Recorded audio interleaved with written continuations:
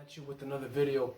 This is all about understanding fatigue management in your bodyweight training journey, even with your weightlifting journey or your fitness journey in general, but primarily bodyweight because that's what I'm doing right now and it's how I'm traveling.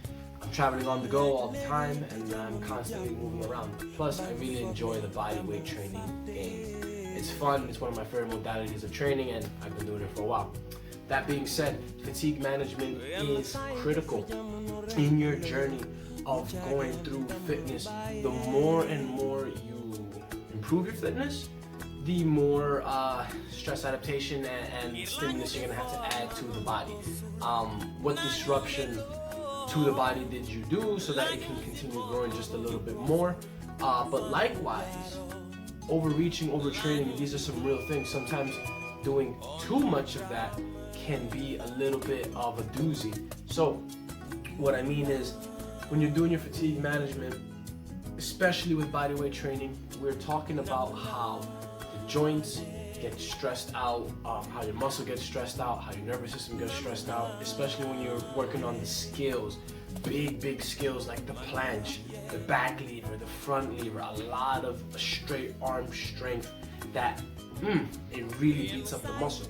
So problem is sometimes we want to do too much and we add too much. One of the things that I see quite often in the bodyweight training world is that we see somebody doing some crazy spinneroonie back trick flip, and that's not even calisthenics, that's like breakdancing or b-boying, and we're calling it calisthenics. So first of all, stick on the right lane of what proper bodyweight training is. Define what kind of calisthenic practice you're gonna do. Is it the flashy ones on the streets with the flips and all that? Then that's something completely different. Or if you're trying to be a gymnast, and to be honest, you shouldn't even attempt to be a gymnast unless you were already embedded with that at your early age. So understanding what modality of training that you're doing first and foremost, and your goals and what you're going after is a great way to address fatigue. Because you know what you're striving for, you know the capabilities, and you know essentially the end goal in mind. You have to plan some deload.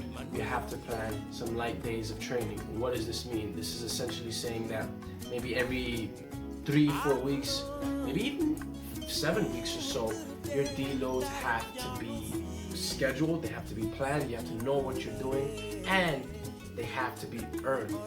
Let's say, for example, you're somebody who can do tuck planches or a straddle planche. Let's say maybe a planche with a single leg tuck in.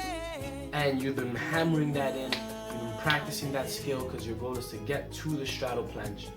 You want to be able to have some time off. The reason why you need this time off and you need to plan it is because at the end of the day, it's very easy for us to get overzealous, for us to train hard, work hard, especially when we see other people on the YouTube, on the gram, on the media, whatever platform you're on, doing a whole bunch of crazy things, right? You have to understand that training is a process. It's a methodology.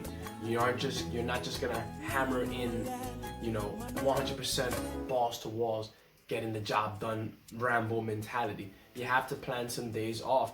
You can, instead of working on the single leg tuck planche for so long, reduce to tuck planche, reduce it to some planche push-ups with your feet on the floor.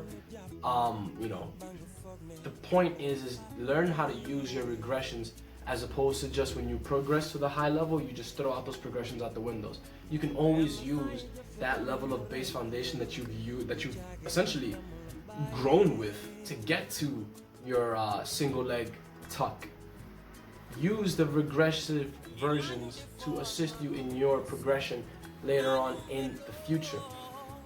There are many ways to also deload depending on what kind of training you're doing. Are you in a block period of strength? Are you in a block period of hypertrophy? Or are you in a block period of just pure quality skill work and that's all you're doing? What is it that you're doing? The data is in the details. It's in the books that you are writing. I hope that you are recording all of your training sessions. So you record your training sessions. That will help you with fatigue. You need to know your goals. That will also help you manage your fatigue because again, you know what you're striving for and you have to understand a brick by brick approach with some good cement on it.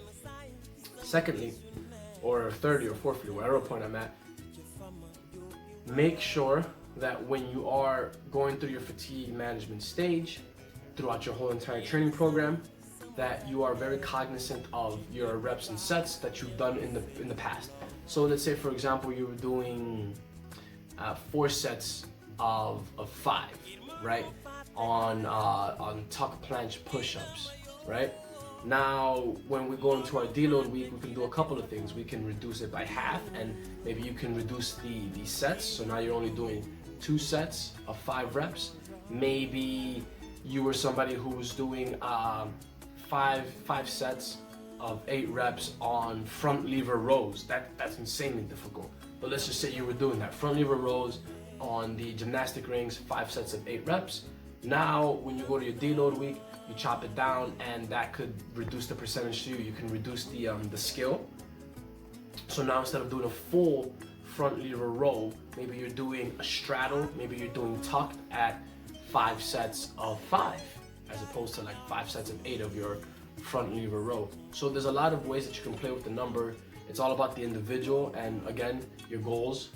Again, your recorded data, what you are essentially striving for, what you're doing, what you have on paper. Very, very critical, okay? So fatigue management is highly important.